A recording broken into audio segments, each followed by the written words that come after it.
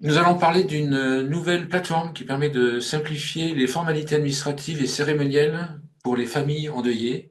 Cette plateforme s'appelle Shoulder. Vous allez voir pourquoi, vous allez entendre pourquoi, ou comprendre pourquoi. Et nous en parlons avec son fondateur qui est Anthony Faux. Bonjour Anthony. Bonjour Frédéric, merci de me recevoir aujourd'hui. Pourquoi s'intéresser à ce sujet-là? Alors c'est assez particulier parce que moi de base je suis pas du tout dans ce milieu-là, je suis expert comptable de formation et il y a 2 ans j'ai fait quand même un break pour apprendre à coder, à faire du développement informatique, c'était toujours ma passion de toujours. Et ça combiné vraiment sur la partie au plan personnel, bah, ces dernières années j'ai fait quand même beaucoup d'enterrements. J'en ai fait quand même 6. Et j'ai vraiment enterré des proches, j'ai enterré mon frère, ma mère, mes grands-parents. Et du coup, à chaque fois, c'était quand même difficile sur le plan financier, logistique, administratif. Et là, aujourd'hui, je suis devenu le papa d'un petit garçon. Et je me dis, là, vraiment, je voudrais lui éviter tous les tracas que j'ai eus. Et c'est pour ça que je développe cette plateforme qui s'appelle Shoulder, qui est finalement un jeu de mots entre What you should do, qu'est-ce que tu dois faire dans ce moment difficile, couplé à shoulder, en anglais, l'épaule sur laquelle on peut s'appuyer dans les moments difficiles. C'est pas Voilà. mal. Si j'ai question moi qui suis visuel, des amis, j'avais pas compris les deux subtilités. C'est-à-dire qu'en fait, si on développe une plateforme, alors, on peut être fan d'informatique, d'accord, mais si on développe une plateforme spécifique pour ce sujet-là, c'est en fait vous n'avez pas trouvé sur le marché un truc qui existait qui vous plaisait. Alors c'est ça, en fait, j'ai un peu regardé sur tout le marché français ce qui a été proposé. Et il n'y avait pas forcément un produit qui me correspondait à ma vision. Alors il y a des trucs qui sont très très bien, hein. Ce que j'ai vu, c'est avec les familles et c'est un peu l'objectif que tous les porteurs de projets de ce secteur ont. Mais ça répondait pas forcément pleinement à mon besoin personnel, quoi. Donc c'est pour ça que j'ai décidé de créer cette plateforme-là. Et donc en fait, vous l'avez Voilà. développé enfin, suivant votre expérience et tel que vous la voulez, ou vous avez interviewé des gens, échangé, comment ça s'est passé? Alors comment ça s'est passé? C'est déjà en fait pour commencer le projet, bah, j'ai codé en fonction de mon expérience. Donc j'ai pris mon expérience il y a 3-4 ans, 4-5 ans, tous les enterrements que j'ai fait. Et en fait, j'ai regardé tous les problèmes que j'ai vécus. Et en fait, avec la plateforme, bah, j'ai développé les solutions qui correspondaient à tous les problèmes que j'avais. Donc ça, c'était vraiment la première partie du développement. Et la deuxième partie du développement, cette fois-ci, c'est un peu différent. C'est moi maintenant, je suis père de famille, d'un enfant. J'ai une femme que je voudrais protéger dans ce genre de moment. Et ça, ce sujet-là, il est assez particulier parce que moi, si je décède, bah, c'est pas un cadeau pour mes proches parce que ma femme, elle va devoir appeler la pompe funèbre, le notaire, l'assureur, le gestionnaire de patrimoine, le comptable de toutes mes boîtes, etc., etc. Et là, en fait, ce que je voulais faire, c'est vraiment d'être proactif, de préparer en amont, pouvoir tous les protéger et leur simplifier la vie si un jour ça devait arriver. Et donc, au début, en fait, on a codé le premier parcours avec mon expérience. On l'a testé quand même avec un grand panel de bêta-testeurs vraiment pendant plus d'1 an. Donc, on en avait plus de 200 bêta-testeurs. Et là, en décembre dernier, on l'a vraiment déployé sur site. Donc, le site internet, il est actif. Vous pouvez rentrer dedans, créer un compte, l'utiliser. Et là, on a récupéré pas mal d'utilisateurs aussi et on a continué à tester, à améliorer le produit. Comme ça, on continue, quoi. Quand on dit simplifier les formalités administratives, concrètement, on peut avoir des exemples avant d'aller voir la plateforme, ce qu'on peut simplifier au niveau des Ouais. factures. Bah alors, concrètement, déjà, pour répondre même à cette question des formalités administratives, aujourd'hui, j'ai 100% de mes utilisateurs qui sont incapables de me répondre à une question basique. Et qu'est-ce qu'on doit faire quand on vient de perdre un proche?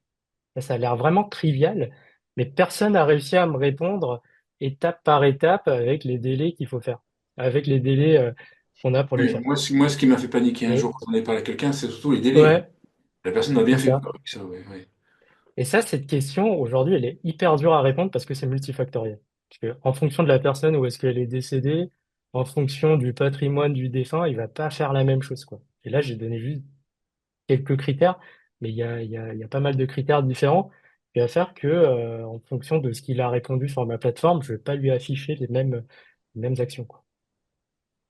Et côté simplifier le côté cérémoniel, la Alors, cérémonie, en fait, vous allez jusqu'où, en fait, qu'on comprenne. Parce que certains vont ferait que la partie administrative, vous ajoutez en côté la cérémonie en plus. ouais. Alors moi, en fait, je développe toutes les parties dont moi j'ai eu besoin, par exemple. L'administratif, c'était quelque chose vraiment de très important parce que le patrimoine et le profil, par exemple, de mon frère, il était quand même assez complexe. C'était quand même un médecin, il avait des trucs à droite, à gauche. Donc, l'administratif, c'était un point qui était hyper important. Et il y avait quand même aussi une dimension, on va dire, cérémonielle qu'aujourd'hui, j'ai pas retrouvé dans des plateformes qui proposaient aussi de l'administratif. C'est là où peut-être on est un peu singulier. Et par exemple, moi, ma mère qui est partie, elle était bouddhiste. Moi, en fait, c'est un peu le premier enterrement que je faisais. Et toutes les pratiques bouddhistes, bah, je connaissais pas du tout. Là, je me rends compte que je connaissais pas. Et en fait, on me disait qu'il faut faire ça, ça, ça, ça, ça. Et je comprenais pas forcément la signification ou je savais pas s'il fallait vraiment le faire. Et là, l'idée, c'était aussi de pouvoir, dans ma plateforme, il choisit sa religion, il clique dessus. Par exemple, moi, j'aurais cliqué bouddhiste et je vais lui dire, bah, dans les traditions bouddhistes, qu'est-ce qu'il aurait dû faire, quoi, dans les grandes lignes, pour qu'il puisse s'y retrouver, quoi. Ah, c'est pas mal, c'est la première fois que j'entends parler de ce sujet. Ouais, On c'est va, particulier, ouais. on va aller un petit peu, c'est génial, on va aller un petit peu voir la plateforme. En gros, l'idée, c'est quoi? C'est qu'on a une fonctionnalité cœur qui s'appelle la timeline. C'est un peu ce que je vous disais tout à l'heure. Aujourd'hui, la plus grosse question de mes utilisateurs, au-delà de l'administratif, du notaire, tout ce qui est cérémoniel, en fait, ils savent pas ce qu'il faut faire par rapport à leur cas. Là, je prends un exemple très concret. Tout à l'heure, j'ai dit, voilà, en fonction d'où est-ce que la personne est décédée, ils vont pas faire la même chose. Donc là, je prends un exemple. Si la personne, elle est décédée à domicile, bah, là, en fait, la personne qui est chez le défunt, il va prendre le téléphone, appeler un médecin, le médecin va venir et il va faire le certificat de décès. Donc ça a l'air trivial, mais j'ai plein de clients qui ne le savent pas. Et par exemple, si la personne est décédée à l'hôpital, ça change encore. C'est-à-dire que la personne n'a plus besoin d'appeler un médecin, parce qu'il y a déjà un médecin à l'hôpital. Et en fait, la première action qu'il doit gérer, c'est de se rendre à l'hôpital et de comprendre que le corps va être déplacé dans la chambre menstruaire pendant plusieurs jours, où il pourra aller lui rendre visite, etc., etc. Et ça, c'est des cas un peu simples, basiques, mais il y a des cas encore plus complexes. Par exemple, la personne, on doute que c'est une mort naturelle et son corps est rapatrié dans l'institut médico-légal. Et là, ça change encore ce que doit faire la famille, parce que le corps, il va être, on va dire, retenu dans l'institut médico-légal pendant un certain délai et où ils doivent attendre finalement qu'un procureur vienne confirmer que, ils peuvent récupérer le corps du défunt. Et donc, ça change encore. Ça a l'air assez trivial. Et dans la réalité, j'ai plein de familles qui comprennent pas ça, quoi. Là, je t'ai pris un exemple qui est vraiment un exemple, on va dire, basique. Mais il y a des questionnements qui sont plus complexes encore. Aujourd'hui, quand je demande vraiment à un client, à un utilisateur, bah, est-ce que vous savez si votre parent a une assurance obsèque ou pas? Oui, non, je ne sais pas. Bah, 80% du temps, ils me disent, je ne sais pas. Je ne sais pas s'il n'y en a pas, ou je ne sais pas s'il me l'a pas dit, s'il n'a pas eu le temps de me le dire. Et la question qui sous-tend ça, c'est si il me dit, je ne sais pas s'il a une assurance obsèque, bah là, je vais lui dire, comment vérifier une assurance obsèque? Là, je vais dire, OK, bah, il y a un site qui s'appelle l'Agira, il y a une base de données avec toutes les données dedans et qui va permettre de vérifier si ton parent, il a cette assurance ou pas. Et donc, l'idée, c'est ça. C'est en répondant à un questionnaire de 10 questions, en moins de 2 minutes, bah, j'arrive à lui constituer la timeline qui va lui dire qu'est-ce qu'il faut faire étape par étape, et ensuite de simplifier chaque étape. Donc là, par exemple, je prends un autre exemple concret. Quand la personne, malheureusement, elle décède, le survivant, les proches, ils doivent gérer l'administratif et il doit envoyer un certain nombre de courriers. Donc, je prends un exemple simple. Un des courriers qu'il va envoyer, c'est le courrier de banque. Donc, il va prévenir chacune des banques que la personne n'est plus là et qu'il faut bloquer les comptes, etc., etc. Donc, nous, l'idée, c'est on fait un générateur de documents. Il pourra signer. Le document est prêt et il peut l'imprimer et l'envoyer. Et là, on développe un bouton avec la poste ou il peut l'envoyer directement. Et là, l'innovation qu'on a vraiment apportée dans ce générateur de documents, c'est que c'est un générateur de documents qui est adapté à son cas. Par exemple, là, j'ai dit que c'était un dirigeant qui était associé. Donc, s'il est dirigeant, bah, il doit prévenir le comptable pour faire tout le nécessaire pour son entreprise. Donc, il doit récupérer les derniers états financiers, il doit potentiellement résilier des mandats, faire l'évaluation de la boîte, etc., etc. Et par exemple, si la personne, elle me dit, bah, moi, je suis pas dirigeant, mais je suis plutôt salarié, bah là, ça change encore. C'est-à-dire que les proches, ils doivent alerter l'employeur, récupérer le dernier solde de tout compte, la dernière paye, etc., etc. Et donc là, je lui dirais, bah, il faut envoyer un courrier à cet employeur-là. Donc l'idée, c'est ça. On a plein de features comme ça qui est vraiment basé sur de l'expérience qu'on a codé pour simplifier la vie, des familles. D'accord. Donc, en fait, ça vous Vers montre ça. également tous les dossiers, ouais, en fait, toutes les démarches qu'il faut faire en fonction de la spécificité de la personne. Exactement. Les C'est ça. spécificités de la personne, plutôt. Exactement. Et donc, du coup, nous, ce qui est un peu particulier, c'est, par exemple, on développe même on a développé, par exemple, une feature, ce qui est un peu particulière, un évaluateur tarifaire. Donc, j'ai aujourd'hui des amis, bon, malheureusement, qui perdent des proches aussi, et qui me connaissent, qui savent que je suis devenu un peu l'expert de ce sujet, un peu malgré moi. Et en fait, ils sont allés voir la pompe funèbre, c'est plutôt bien passé, mais ils ont quand même des questions tabous. Tu vois, là, ils arrivent, ils sont dans un moment un peu particulier, ils n'osent pas trop parler d'argent, mais qui veut quand même savoir si le devis qu'il a reçu est cohérent ou pas, quoi.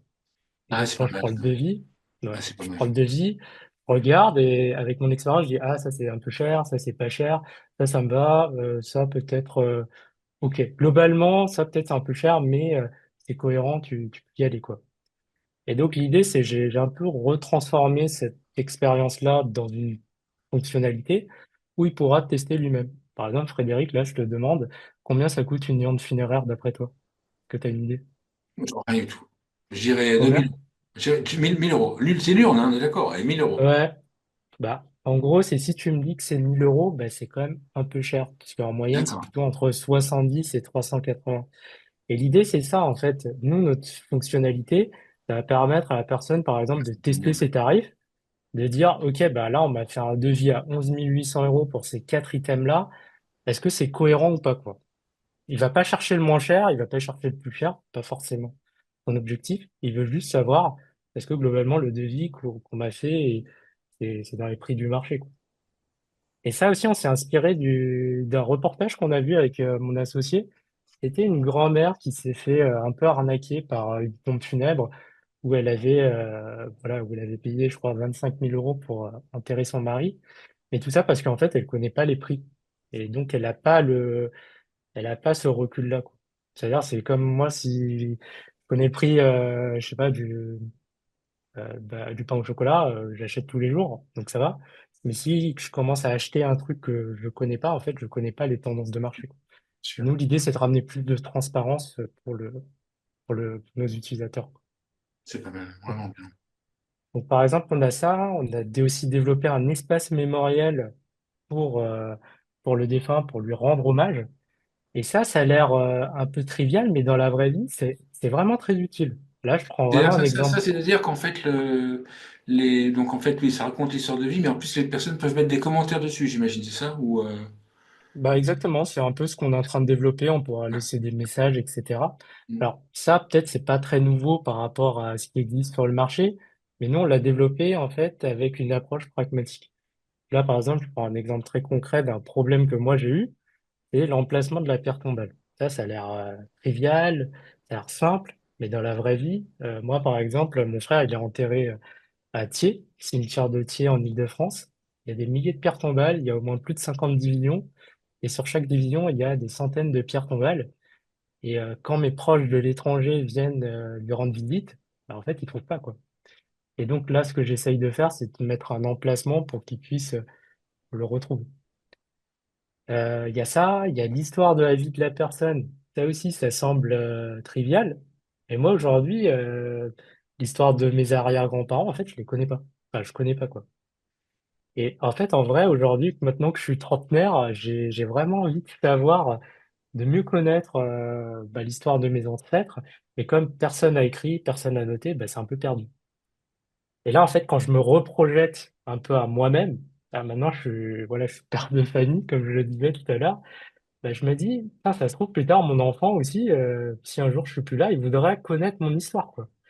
Et donc, moi, en fait, je suis quand même quelqu'un qui est un peu, voilà, un peu, où je me sens pas trop à l'aise d'écrire sur moi-même. J'ai toujours eu ce petit sujet-là. Et là, aujourd'hui, je suis plus motivé à écrire parce que je me dis plus tard, si mon fils, il veut regarder, bah, il pourra regarder mon histoire. Ouais, comme ça, il pourra se C'est dire, pas oh, perdu. papa, il a été expert comptable. Oh là là là là. C'est vrai que je n'aime pas trop Oui, bah, certains peut-être, experts comptables. Voilà. franchement, c'est plus pour lui, pour mieux comprendre d'où il vient. Et voilà. D'accord. Ensuite, on a codé un truc aussi pour l'organisation. Alors ça aussi, ça a l'air trivial, mais dans la vraie vie, c'est vachement utile. Moi, par exemple, pour l'enterrement de mon frère, on devait aller à trois endroits, un peu comme ce qui est montré dans la démo. Et au troisième endroit, bah, vraiment, j'ai une partie des invités qui est pas venue, parce que soit ils ont raté le coche, soit ils ont raté l'horaire, soit ils sont arrivés devant le cimetière, ils ont pas trouvé, quoi. Et ça, quand même, c'était tout bête, parce que c'est vraiment juste c'est juste un sujet d'organisation, quoi. Et donc, voilà, j'ai fait ça. Comme ça, il y a un récap des endroits sur lesquels on va passer avec une carte pour pas qu'ils se perdent, quoi. Et une fois qu'il a fait tout ça, bah, en fait, il peut partager cette page et avoir finalement une page publique qu'on partage aux proches pour simplifier l'organisation, pour lui rendre hommage et pour se souvenir de lui, quoi, tout Ouais, c'est ça, simplement, c'est quoi. pas mal. C'est pas mal. Ouais. Moi, j'ai vu, moi, j'ai eu un décès assez proche.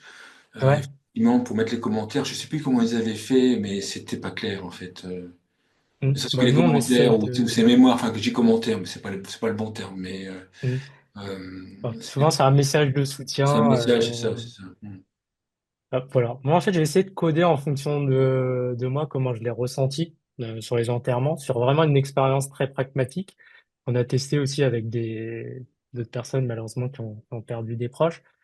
Et c'est vrai que voir aussi des messages de soutien, ça fait du bien pour celui qui organise, pour le proche restant. Donc, c'est pour ça que j'ai fait ça, quoi.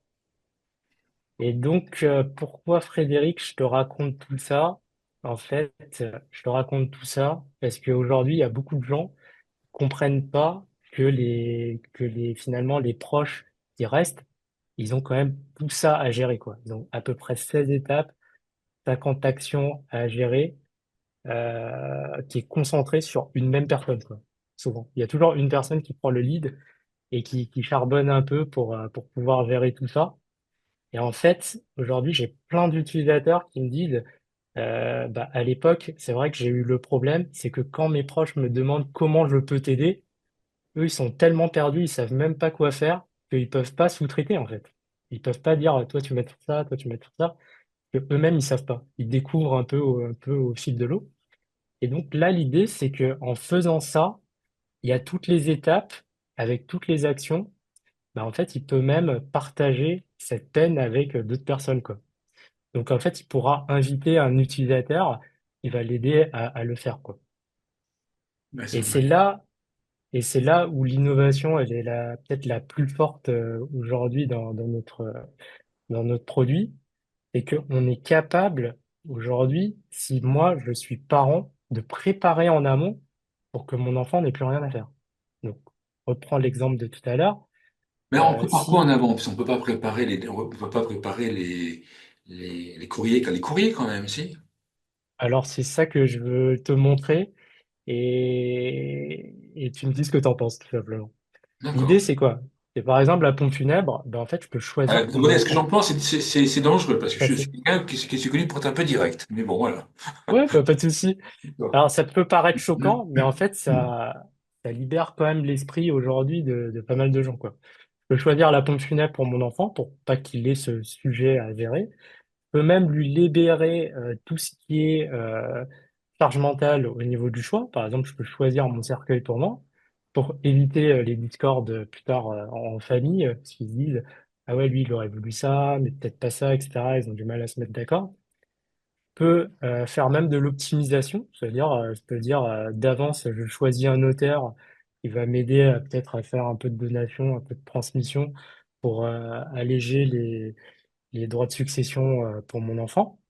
Je peux même, comme ce que tu as évoqué au début, gérer la partie assurance obsèques, etc., etc. Donc en fait, si moi, de mon vivant, je prépare tout pour lui, techniquement, potentiellement, il n'a rien à faire, quoi.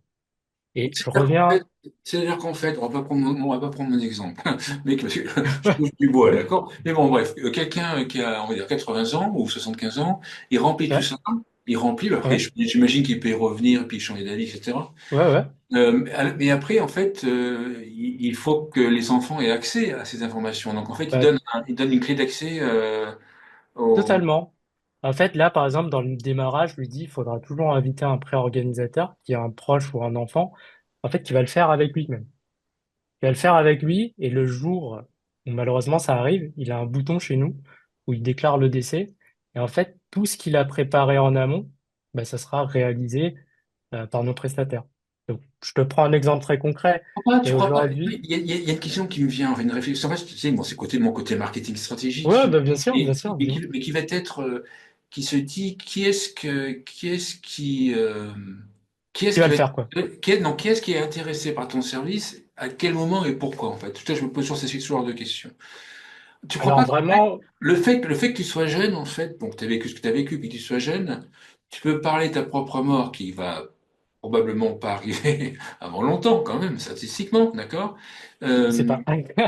donc, le fait que ce soit éloigné, genre, si tu peux le faire ça en dilettante, même limite en t'amusant. Par contre, Ouais. je pense qu'en fait, il y a un âge au-delà duquel ça doit être quand même. Bon, on arrête de rigoler, là c'est un peu plus sérieux. Et donc, il doit y avoir, il doit y avoir une courbe, enfin un moment critique, un certain âge où on doit avoir du mal à le faire, où on ne le fait plus. Et peut-être après, un autre âge, un peu plus tard, hop là, on le refait par obligation parce qu'on s'aperçoit que sinon c'était la galère. Je crois pas il doit y avoir il doit y avoir des moments Hum, clés à peu près, il doit y avoir des âges, genre, ouais. où en fait on le fait, là tu le fais, pas dilettante, mais tu le fais sérieusement, mais c'est ce que je veux dire, tu fais Hum, sans penser à ta mort non plus, enfin tu vois ce que je veux dire. Quelqu'un qui est à mon âge, 55 ans, on le ferait, oui, on le ferait si on a, moi je pense qu'on le ferait si on a eu un premier, d'ailleurs tu l'as dit en fait. Et je pense qu'en fait il faut avoir un premier décès, avoir galéré, et puis après le deuxième, bon là, ça y est, on s'y met correctement, donc 55 ans je pense. Ouais. Puis après je pense qu'il doit y avoir une procrastination jusqu'à très tardivement parce que l'enjeu devient émotionnel. Non? bon, bon, alors honnêtement, je viens de commencer. J'ai pas assez de statistiques Ouais. pour trancher sur cette question-là. Et aujourd'hui, ce que je peux te dire, c'est que j'ai plein d'utilisateurs qui ont galéré pour ce genre de décès, ce genre de problématique. Bah, quand ils voient ma plateforme, ils se posent pas trop de questions, quoi. Ça répond Oui, à oui, son c'est besoin, ce que je quoi. dis. Moi je pense Donc, qu'en fait la cible c'est les gens et qui ont galéré une fois. voilà. En fait, ceux qui ont Qui ont galéré. galéré une fois, ben, en fait, eux, ils ont compris que c'est une grosse galère et si on prépare, bah, là, il y a moins de galères, quoi. C'est un peu ça Donc en fait, l'objectif, quoi. ça serait même une plateforme pour le conjoint survivant, peut-être. Je pense que le cœur de cible, c'est Ouais. peut-être le conjoint survivant. Alors, ça dépend beaucoup des cas parce qu'il y a des conjoints survivants qui sont quand même assez âgés, qui n'ont pas forcément toute leur tête aussi pour gérer ça, quoi. C'est pour ça qu'aujourd'hui, je vois, c'est beaucoup les enfants qui ont 30 40 ans qui récupèrent ce sujet-là et qui le traitent, eux, de leur côté, quoi. D'accord. Et donc, ce que je voulais vraiment te montrer, et c'était là le point un peu clé par rapport au courrier dont je t'ai parlé, et tout à l'heure, je t'ai montré le générateur de documents où j'aide la personne en fonction de son cas à lui mettre le template, à même l'envoyer. Mais le dernier problème qu'il a, c'est que, il doit quand même faire l'ultime effort, par exemple, pour les courriers de banque, de savoir quelle banque le parent il a. Et ça, aujourd'hui, c'est pas évident parce que moi, par exemple, pour mon frère, j'ai vachement galéré, il a des banques un peu partout. Pour tout reconstituer, j'ai pris quand même facilement une semaine. Alors que là, aujourd'hui, si moi, en tant que parent, bah, je le note moi-même, j'écris quelle banque j'ai, donc qui va se réimpacter ici.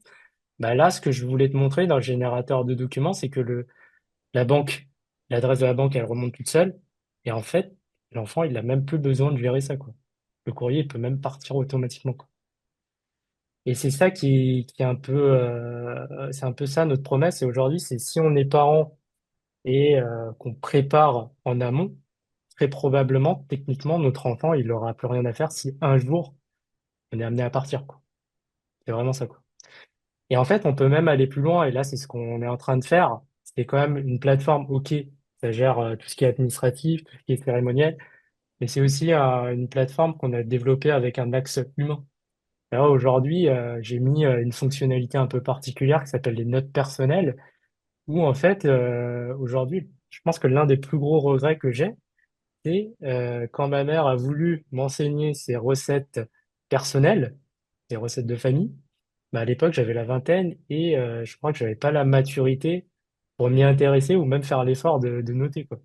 Et aujourd'hui, maintenant que j'ai la trentaine et qu'elle est plus là, quand même un regret parce que maintenant, je suis intéressé pour apprendre ça, mais en fait, j'ai plus l'occasion, quoi. Et donc là, je me suis dit, je vais être proactif sur ce sujet-là pour éviter à nouveau d'avoir des regrets. Et c'est, voilà, de mon vivant, je peux noter mes recettes, mais je peux même aider mes proches à noter les recettes de famille pour les récupérer plus tard. Moi, Ou les ce que recettes. je fais. Bon, moi, j'ai 55 ans, mes parents ont plus de 85 ans, enfin, vont arriver à 85 ans, ils sont en grande forme pour l'instant. Ouais, ouais, Mais effectivement, discrètement, mais je fais très discrètement pour pas qu'il y ait on va bien dire sûr. qu'il y ait un rapport en fait sur les recettes, bien évidemment. Bien évidemment, parce que ça se Mm. perd en fait. Et après, on se dit, bah mince, j'aurais voulu faire ce qu'elle faisait, j'y arrive pas, quoi. Ouais, voilà. Donc, nous, Et en puis, de toute fait, façon, et puis si on fait pas ça, on retrouvera jamais le goût de la tarte aux pommes. Si tu l'as fait toi sans avoir la recette que de ta maman, en fait, bah, c'est, tu la refais pas au même goût, en fait. Donc, bah, moi, pour l'instant, j'ai jamais réussi à refaire les recettes de ma mère. Donc, je pense que ça aide vraiment de d'écrire des trucs un peu importants comme ça. Administrativement et légalement, c'est pas obligatoire, mais émotionnellement, ça peut être important pour les descendants, quoi. Aujourd'hui, en fait, j'y vais vraiment en bouche à oreille. Donc, nous, l'idée, c'est de faire vraiment une plateforme solide, stable, scalable. Et c'est pour ça qu'on prend quand même du temps à le faire. Ça fait quand même un an qu'on code. Et en fait, on essaye sur des vrais clients aujourd'hui qui sont satisfaits. Et donc, s'ils sont satisfaits, ils nous recommandent. Et en fait, on se développe comme ça. Et on s'appuie aussi un peu sur les réseaux sociaux où j'essaye d'expliquer un peu notre concept qui est quand même assez novateur, assez particulier quand même sur cette vision face à la mort. Et malheureusement, le tabou de la mort, il est quand même encore assez présent, notamment en France. Et donc l'idée, c'est de coupler ça, c'est coupler le bouche à oreille, satisfaction client avec un peu de réseaux sociaux pour faire connaître notre concept, quoi. tu voulais aussi parler de l'impact du projet. Peut-être en as un petit peu parlé, mais comment est-ce que tu vois l'impact de ton projet? Alors aujourd'hui, franchement, l'impact de ce projet, j'y crois vraiment parce que je l'ai vraiment expérimenté avec des vrais utilisateurs et les retours, ils sont très positifs. Aujourd'hui, l'impact, il est de différentes formes. La première forme, je pense que c'est vraiment la libération de la charge mentale qui est à la fois du côté de celui qui reste après le décès et aussi de la personne qui prépare avant son décès. Un exemple concret. Là aujourd'hui, bah, ma belle-mère, elle est quand même âgée, elle a plus de 70 ans, elle voit quand même ses amis partir un peu chaque année. Bah, quand même, elle me consulte pour me poser des questions de qu'est-ce que va devenir ses biens plus tard. Elle me pose aussi des questions sur bah, en vrai, nous les jeunes, est-ce qu'on connaît vraiment les rites funéraires et les traditions de nos aînés? Parce que voilà, elle est pas très rassurée, quoi. Et le fait qu'en fait ça ouvre la discussion, qu'on a une plateforme qui explique tout ça et qui permet de préparer, bah en fait, elle, ça la rassure. Elle est sereine sur ce sujet-là, quoi. Et même aujourd'hui, bon là, c'est encore en bêta, on est en train de le tester, mais on commence à développer une nouvelle fonctionnalité pour laquelle je me suis inspiré d'une expérience de l'année dernière. C'est que bah, avec ma femme, on- à un moment donné, je sais pas pourquoi, parce que j'ai entendu ça de quelqu'un d'autre, d'un ami qui est décédé et qui disait qu'il avait il avait 100 rêves à réaliser avant de décéder, quoi. Ça, c'était quand même un sujet assez particulier. Et, et vraiment, bon, là, je vais poser la question à ma belle-mère. Bah, c'était quoi ton rêve, quoi? En vrai, c'est quoi le rêve que tu veux réaliser avant ta fin de vie? Ça, c'est quand même une question qui est quand même dure. Mais en vrai, c'était hyper intéressant parce que je l'ai beaucoup mieux compris. Et par exemple, l'année dernière, l'un de ses rêves, c'était de partir en croisière avec moi, ma femme et son petit-fils. Bah, en fait, on l'a réalisé, quoi. On a réalisé un de ses rêves. Et son prochain rêve, c'était de faire un voyage en Asie. Bah, son fils va réaliser ce rêve-là l'année prochaine, etc., etc. Donc en fait, l'idée, c'est de faire vraiment une plateforme qui croise la simplicité pour, pour les héritiers, pour les enfants, mais aussi d'amener cette approche un peu plus humaine qui permet d'ouvrir des discussions sur des sujets qui peuvent être assez difficiles aussi. Voilà. Super. Une conclusion ou un peu que tu veux rajouter? Bah, une conclusion, bah, merci beaucoup de me recevoir et bah, j'espère continuer à améliorer la plateforme, améliorer la satisfaction client et faire connaître mon concept. Super, merci Anthony. Anthony Faux, je rappelle que tu es fondateur de Schulder. Merci beaucoup. Merci Frédéric de me recevoir. À bientôt.